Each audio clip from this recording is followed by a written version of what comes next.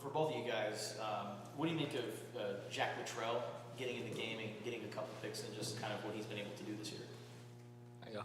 Oh, yeah, no, I was super happy for him, super excited on the sideline. It was an opportunity to give us momentum in the game. He's a real ball player right now, so I like being out there with him. Just continue to grow our chemistry together, and I think he's going to be a good player. 100%. Yeah, he's been in the facility a ton. Me and him, RC, getting meetings in, and, you know, obviously I showed on the field. You make 2 picks, it's good for the team, so, yeah. A lot of change in the secondary, a lot of injuries, guys in and out of the lineup, some guys out for the season. What has it been like to just kind of navigate through all that? You got it. Yeah, I mean, for me personally, obviously I'm stepping into more of a role, so just getting more experience, I guess, and so that's kind of like the biggest thing, and obviously Gunnar and Stukes are helping me out more, so I guess kind of that, just stepping into a new role. Genesis, do you feel like you need to be more of a leader out there with some of those veteran guys unavailable? Oh, yeah, for sure. On the field, just talking, overly communicating with everybody. I feel like it definitely, I have to step up. Right. Owen, how many different positions have you played at so far this season? I've played dime last week, star against BYU and Texas Tech, and then Kansas State, or was boundary safety? Yeah, so 3. So with all those kind of changes and all that, how difficult is it to keep all that together when you may be switching positions even in the same game? I think honestly it's gotten easier throughout the year just because as the year progresses you kind of become more of a concept learner. You understand the defense more the more reps you get. So I think as the season's progressed, I feel like I've been getting just better with all of it and understanding the concept as a whole and having to not really think out there as much, I'd say, as in the beginning. So, yeah. Is it more about reacting than thinking? Yeah, I'd say so. Question for both. Coach Brennan earlier in the week said, you know, when he was playing, if he made a bad play, you could rebound it in a press clipping. For you guys, it's more difficult because you guys see it online. Do you guys pay attention to that stuff? Does it affect you guys? No. We try to stay away from the media. Just not the media. You guys are obviously cool, but not to make like that. But just scrolling on Twitter, you know, a lot of it get to the athlete's head. So just staying locked in, focus on the gameplay and all that stuff, you know. Yeah, I agree. I don't have Twitter, so I don't really see none of that. Oh, and it seems like you've improved a lot since that first extended exposure against Kansas State. What's changed since then? I think just getting more experience. You know, that was kind of my first real, I feel like, test, and, you know, just got to roll with the punches and just learning the concepts, like I said, and understanding the defense better. And, yeah, just getting adjusted. When you watched the film of that first game, what did you see or what did you learn from it? Just eye discipline. I felt like it was really eyes. It wasn't like getting out-athleted. It was just bad eyes. Yeah. Have you guys ever been in a situation like this where you've seen as many injuries? For me, no, personally, no, I haven't. Yeah, my whole career, I really haven't, no. And then with Mono going out, who do you envision stepping up in the extra linebacker role next to Tate? Well, we've been running a lot of dime, so we have that package always ready. And then our nickel package, we got Kamu, Jared Small. We got a bunch of linebacker pieces that could go out and play it, so a lot of people ready to step up. Genesis, you've been so solid on the as a center fielder. It was sort of shocking to see them get that big play on you early in the Colorado game. What happened on that one? It was just new people out there just trying to over-communicate, and I wasn't ready myself. It happened. So I just got to get in line, get ready to go before the snap happens. Yeah, for both of you, do you feel any added pressure when the offense is struggling a little bit? We have to get stops every single time. Does that impact you in any shape or form? I wouldn't say so. No. Just go out there and do our job. Yeah, kind of what he said. Just go out, do our job. We can stop them. Just do our part of the defense, and then let offense do what they do. Justin, how have you guys been able to, I guess, stay focused and not pay attention to the 3 straight losses? Well, Coach Brennan talks about just 1-0, just win today, and that's kind of how we stay focused. You know, you can't really focus on you can't live in the past. You can't live in the future. You can't, be like, all right, well, we're just here. We gotta win today, win each rep, and that kind of stacks itself throughout the week. And hopefully, if you win each day, then eventually we'll win Saturday. So that's kind of where our focus is at, just each day. Brian? With the number of injuries that have come up, is it in the back of your head, like, I need to be more careful because if I go down, that's even more people to go, or can you not have that mentality? No, yeah, I can't. I never been the type to play on eggshells. You always want to go out there, give your hardest, give your best effort. So no, that doesn't really change the mindset for us. It's football. It happens at the end of the day. So, yeah. I don't know how much you guys have talked about this, but I guess West Virginia's starting quarterback is injured, may play, may not play. I think stylistically, the starter and the backup are not, they're a little different. So have you guys been preparing for two different quarterbacks? Yeah, I actually went to high school with the backup Nico Marshall. Oh, okay. So, yeah, I know a lot about him. He's a good quarterback, and Garrett Green, he's a good quarterback too. So we're getting ready for both of them. Just whatever happens, we're ready. Are there styles? Yeah, one's a lefty, one's a righty. So that's obviously a difference. If Markiel is able to play, what do you remember about being teammates with him? I feel like just any quarterback. He has a good ball, good accuracy, has ability to look off middle safety. So he's a well-rounded quarterback. So it's gonna be a good challenge regardless. And then you and Tate Brown were also teammates too. Yes, sir. In what ways has he developed as a linebacker?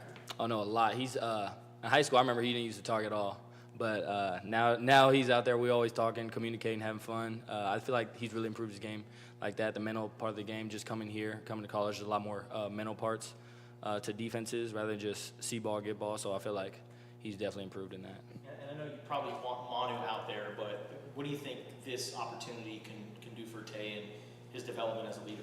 Oh yeah, it's definitely an opportunity for him to step up. He's been out there, gotten plenty of reps. So whoever I'm out there with, I'm comfortable with. I know that they're gonna do their job, and I'm satisfied with that. Any more questions? Justin? So Manu and I think Gunner were like the helmet communication guys. Do you guys have that now? What are their roles, or do you guys just kind of single into plays? Oh yeah, the coach, the player, Dawn's he's been having that for a couple games. So BYU Manu had gotten out for the targeting, so Dawn had it, and then he went out again, so he had it again. So he's familiar with it now. And I don't know you're not in that position, but do you feel like that's been able to help you guys out? The coach, the player. Yeah. Yeah, I feel like a lot of pre-snap reads. Coach RC gets it to Dawn before that 15 seconds, I believe. So just overly communicating out there definitely helps. Any more questions for the student athletes? All right, that's our time. Thanks, guys. Yeah, for Thank sure. you. Thank you, guys.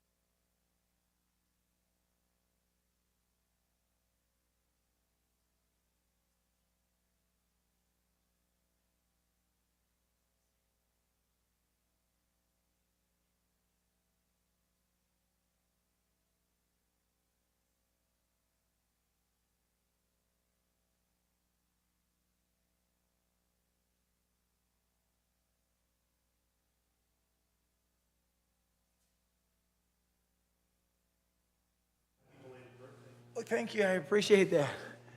Excited to see another one, I think. All right, we're good in the back. Any questions for Coach Akina? Justin? So how do you just weigh the loss of a guy like Jacob Manu and Yeah. kind of what's next for the linebacker core? Well, I'm not going to short that we're losing a great football player and all, but like we have said, and we talked about, man, we just need to pick up the flag and keep marching forward. And when you see we're after, and next man up, I know everybody says that, but it happened. If you look from after, when even Jacob was out, well, let's just go with the second half. Gave up 6 points. Quarterback was on rhythm in the first half. They were 8 for 12, okay? The second half, they were 1 for 7 on third downs. So it's just a commercial for, it really is the next man up. And we just can't lose the culture in our room that we worked so hard to get a year ago. Because from what I understand, when I got here, it wasn't always warm and fuzzy for the defense the year before, And slowly developed a culture of resilient and toughness, maybe starting at the Mississippi State game where the first 4 drives on the road were interceptions, how sweet it is, and we kept battling back. And we've been able to maintain that this year, even in this last game. We had 3 takeaways, and that was a big, if you have an opportunity, you have to finish. But then there were also 3 turnovers where we had to walk back out there and gave up 3 points. Those are 3 wins. And so just the attitude and that we just can't lose, and was like that against Texas Tech in the second half, 5-3 and out. So there's still a lot of things we can build on. And in that second half, Stooks wasn't out there, Gunner wasn't out there, Chuba wasn't out there, Bobo wasn't out there, Killebrew wasn't out there, but yet you gave up an offense that is one of the better offensive first-round draft choice at quarterback. And I thought they held their own. I'm proud of them, and it's just a commercial for life. You're going to get, that's the thing about football. If all we do as coaches is teach you X's and O's and how to defend a pass, we're not doing our job. But part of this is overcoming adversity. I mean, that's a life lesson in itself, that this game of football is a great laboratory for life too. And we just got to keep moving forward. Whoever is able to play, we'll line up, somebody blow a whistle, put the ball on the ground, let's go. And I guess that's my short answer to that question. What has the preparation been like for West Virginia's offense, knowing that they have a quarterback injury situation potentially? Yeah. As Genesis pointed out, like one of the guys is left-handed, one is right-handed. One runs a little more than the other, so how do you handle that? Yeah, I think you always build to stop the starting quarterback until you hear differently. And because it's not going to change. They're not going to reinvent their offense in 4 days. They're still going to run the same offense. The emphasis may be different. But for us right now, we just got to worry about ourselves. And for us on the defensive side of the ball, because there were a lot of names that you probably had never heard before that were ending that thing. So now what can they do, okay? And what can the backups do? And that's where you got to be realistic, because we can draw a lot of lines on a board, but what can get executed? So that's where I'm at right now, is just making sure that Owen has to play another position. And then we got guys that are double duty now. If somebody goes down, Genesis got to go to another position. Does Gavin Hunter come in? Where do you go? So, we got to know what we can execute and not worry about their situation over there. Jason? Ideally, linebackers stay healthy this weekend, but in terms of depth, where would you look behind the 2 starters? Yeah, so, as you saw last week, we went to the dime package, the 6 DBs. And as I was just mentioning about who can learn what positions, we got 2 pieces in there, Dalton and Genesis that can do a lot of things. We try to keep it simple for some of the newer pieces that are in there.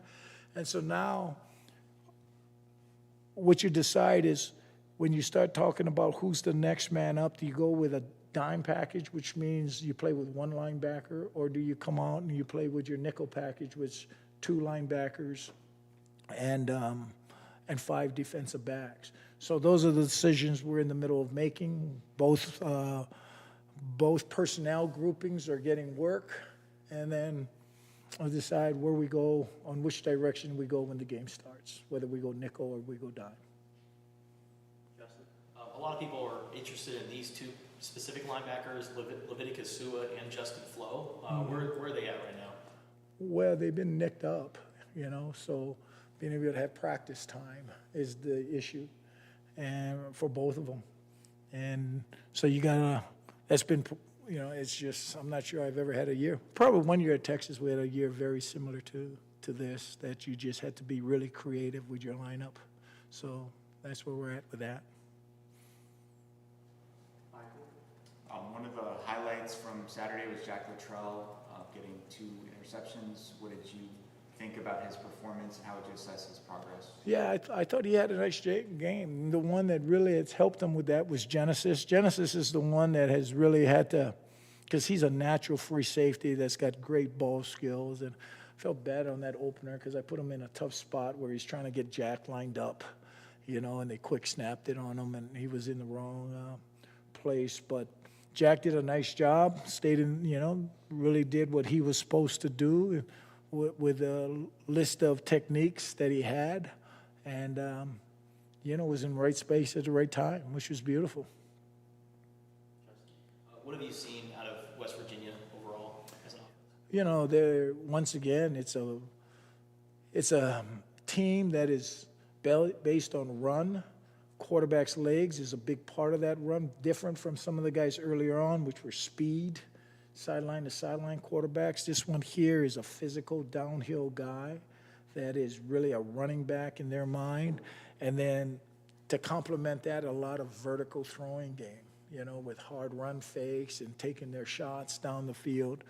So, it would be another great challenge for us again this week. And I think in this conference, we're all in the same boat. I think they're walking in there thinking they got a chance to stack a W, and we're walking in there thinking the same. So that's where we'll go with it. And then how would you assess the team morale? After losing 3 straight games, a lot of guys can maybe check out or feel down on themselves. What's been kind of the mood? Yeah, so not with us. That's the beauty of what I was talking about earlier, the culture of our team. We've had great practices out there. I mean, as a coaching staff, we understand, and we've had to keep a high energy level too. But, for us on defense, I can talk about the defense for sure. The leadership in our 4 walls is outstanding. It's as good as any team I've been around when you're talking about Manu, Gunner, Traden Stukes. Because what you see, even when these guys are down, if you will watch them, they're finding ways to contribute and to keep these guys up. You watch Manu, he's on the sideline, trying to keep these guys, still keeping his, that leadership, that fire in there. And I think we respect that. We have one way to go. We sell that all the time. And I think when at the end of we always talk about Monday, we reassess the game. That was a good offense we lined up in. But at the end of the thing, as I said, 6 points, 1 for 7 in the third quarter. You can continue to build on that, and that's who we are. You can't lose that. That's who we are. That is the trademark of who we are. And that's how it was when I was here back in the 90s. That's who we were. We were a tough-minded, mentally and physically tough football team, and we're going to continue to do that because that comes from the leadership, coaches and players. When Owen Goss got his first extended playing time against Kansas State, he really struggled, and he's been much steadier since then, better tackling. What has enabled him to improve? Well, reps matter. It's a brand new defense. It's a brand new language. It's a brand new, he came from a quarters team to more of a one-high team. So the reps are starting to stack up. I've said it in here before. This is not a game of pour water, instant football player. It takes reps, unless you're Chris McAllister, just trot him out there and stay out of his way. Just make sure he knows what time the game is. But so the reps are really starting to matter for him. We've tried to keep it simple for Jack. Mitch Freeney came in, and when Bobo couldn't go, and you got to respect Bobo. It was a game day decision. Did not take 1 rep last week at all. tried to go, and even on that fourth down, he's a step away. He made that exact play at Utah, the dig, but it just gave out on him. But those are the things that I think you got to just really embrace and talk about, the toughness, because a lesser outfit, back to your question, how's the team morale? You get guys trying to trot out there and do whatever they can, and you got to build on that and talk about that and take great pride in that. That's all part of the process of winning football teams, because it will come back and really help us in the long run. As we all know, the greatest growth you get many times is during the struggle. Jason? Kind of on that note, you mentioned that the defense will get 3 and outs, and how do you avoid defensive players getting frustrated on offense? You just got to talk about control what we can control. We can't control what's out on the field if we're not out there. Embrace the moment. That's why you'll hear me say how sweet it is. We didn't come here to sit on the sidelines. We came to play. And that's just got to be our mentality. And the good football teams I've been around have been struggling on both sides. There's times, New Mexico, they picked up the flag for us, and as we were having our tough times. So it goes back and forth. And but that's what we talk about. Just control what we can control, and let's go play. So obviously you would like to have a guy like Jacob Manu out on the field, but what do you think this could do for Tate Brown in terms of his development as a leader? Oh, yeah. The same thing it's done for Dalton and Jack and all those guys. They got to emerge. Genesis now has, he was the little brother behind Stooks and Gunner, and now he's got to emerge. They went off to college. He's the big brother in the house now. And Tay is now taking more of a leadership role, and, now he's helping the younger linebackers that are in there. So that's just part of it. That's life. That's football. Those things happen to you, And I think he's done a great job with it all. We really look to him to be now. His personality is much different than Manu's in terms of being that vocal leader. Now it's your time. You have to pull that out of him and help that and encourage him with that, because he knows all the answers. But Manu was kind of the alpha, And now it's his time. It's his time. And he's embraced that role. Last question to Mike. I know you said you can only control what you can control, but you do have experience on offense. Do you ever talk to the offensive coaches and give them ideas? No. Or do they ever ask you? Absolutely not. No. Absolutely not. They're in I've been there. It's a tough, when you're losing some pieces in there, but we are just battling and getting our way through it. And but we're all in this together. The beauty of this team, and why I had much respect when I heard Brennan was going to stay here, because I know I was raised by the same guy in this profession that he was raised by. It's going to be tough. We're all going to assume responsibility, and we're all going to fix this thing. And that is the mentality we have, and that's what this team is still together and up and running. And I know Dick told me is smiling now, because you guys probably don't know. Anthony and, Brian does. Anthony and Greg would know. He would embrace these situations. The tougher it gets, the better we are, and he would embrace these situations. And that's how we are looking at it as a staff, too. Just everybody do your job. We're all in, and let's go fix this thing. Much like the players laugh at me, because so many times at this I reference Apollo 13. Let's get that round hole in the peg. Somebody go get the duct tape, man, and let's go fix this damn thing. All right? Because now we wanted to walk on the moon. Now let's just get Apollo 13 back.